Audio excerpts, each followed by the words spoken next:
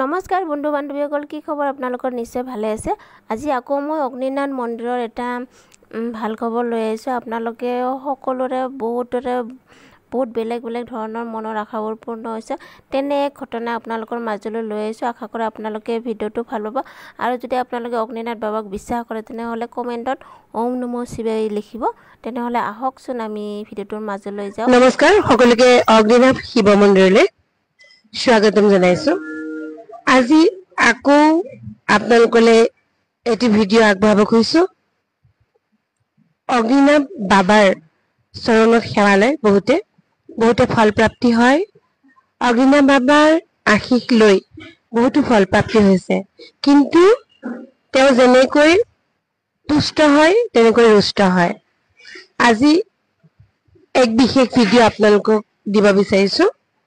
এই ছোৱালীজনীয়ে দেউতাকৰ শৰীৰ আৰোগ্যৰ কাৰণে বাবাক মান্তি কৰিছিলে। একো বিশেষ তেওঁ দুখ নাই লগোৱা। তেওঁ কেৱল মাত্ৰ বাবাক মান্তি কৰিছিলে যে দেউতাকৰ অসুস্থ হৈ আছিলে, যে দেউতাক ভাল কৰি দিয়া, তাৰপিছত মই তোমাৰ চৰণত আহি সেৱা জনাম। দেউতাক সুস্থ হ'ল।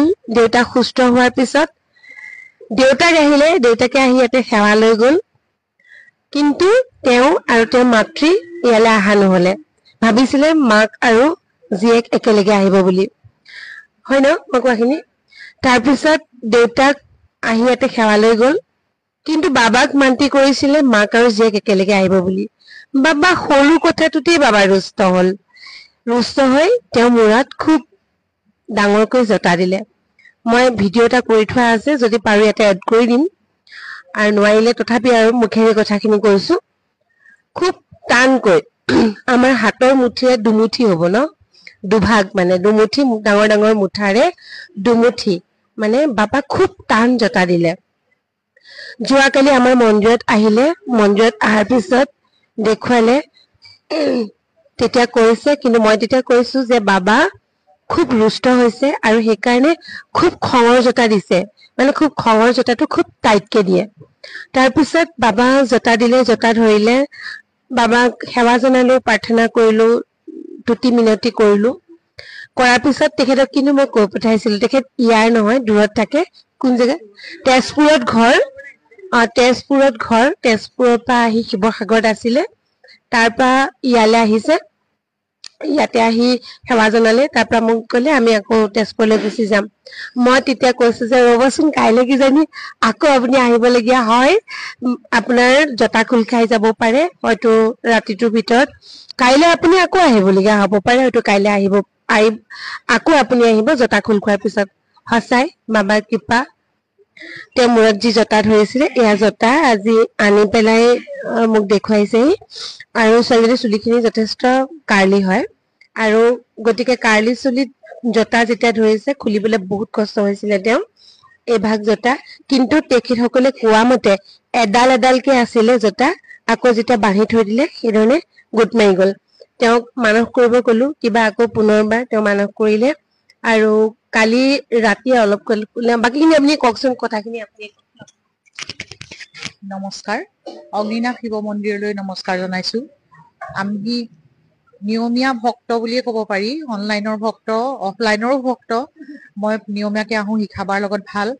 গতিকে সেই মৰ্মে মই বহুত মানুহ, আৰু হয়তো ফল পাইও আছো, যি ভাবিছো আগলৈও পাই থাকিম বুলি আশা কৰি আছো। সেই মৰ্মে মোৰ এজনী ভাগিন হয়, তাইৰ মূৰত জতা অকনমান হ'ল বুলি ক'লে। তেতিয়া আমি কৈছো যে তুমি বাবাৰ নামত কিবা ভাবিছিলা নেকি ক'লো, তেতিয়া কৈছে দেউতাৰ কাৰণে ভাবিছিলো। এই বাকীখিনি কথা শিখাবাই ক'লেই।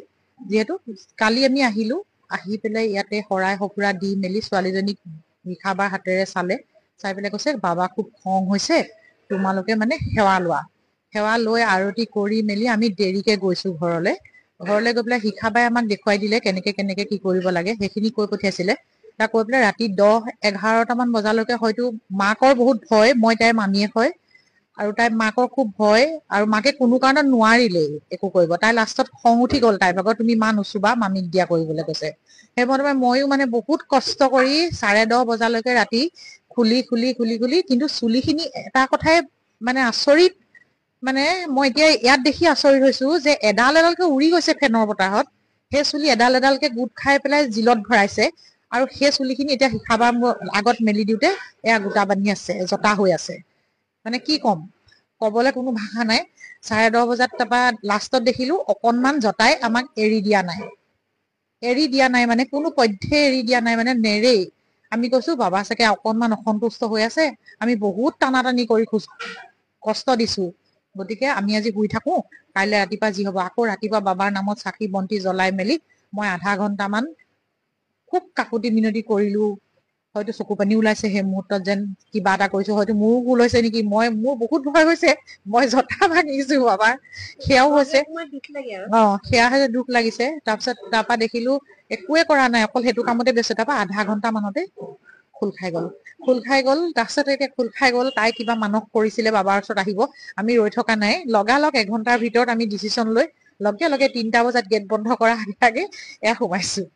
সেয়াই মানে বাবাৰ কৃপা হওক, সকলোৰে কৃপা হওক, অকল আমাৰ বুলিয়ে নহয়, আজি গোটেই অসম নালাগে ভাৰতবৰ্ষৰ য'তেই চুকে কোণে আছে চব মানুহ, সকলো মানুহৰে কৃপা হওক, বাবাই কৃপা কৰক। আৰু হয়তো কৰি আছে, সকলোৱে ফলপ্ৰাপ্তি হৈ আছে, যিহেতু আমিও পাইছো, আমাৰো হওক, বাকী সকলোৰে হওক, অগ্নিনাভ মন্দিৰলৈ আহক। গতিকে কাৰোবাৰ যদি কিবা অকনমান হলেও দুখ লগাইছে কোনোবাই বা আহিম বুলি ভাবি আছে, কিন্তু পলম নকৰিব, চকুৰ আগত প্ৰমাণ, আহিম বুলি কৈ প্ৰমাণ দিছো। সেয়াই, জয় অগ্নিনাভ বাবা, জয় অগ্নিনাভ বাবা। মানে বাবাক মানস কৰাৰ পিছত আহিম বুলি কৈ নাহিলে এনেকুৱা হয় আৰু। ঠিক আছে, পুনৰবাৰ তেওঁ দেখাইছো, যিহেতু এতিয়া ভক্ত নাই। 3 বজাৰ লগে লগে আমাৰ মন্দিৰৰ গেট বন্ধ কৰা, এতিয়া একদম তেওঁলোক 3 বজালে আগে পাইছে, 10-15 মিনিট মান আগত আহিছে। ধন্যবাদ, সকলোৱে মংগল হওক তাই কামনা কৰিছো।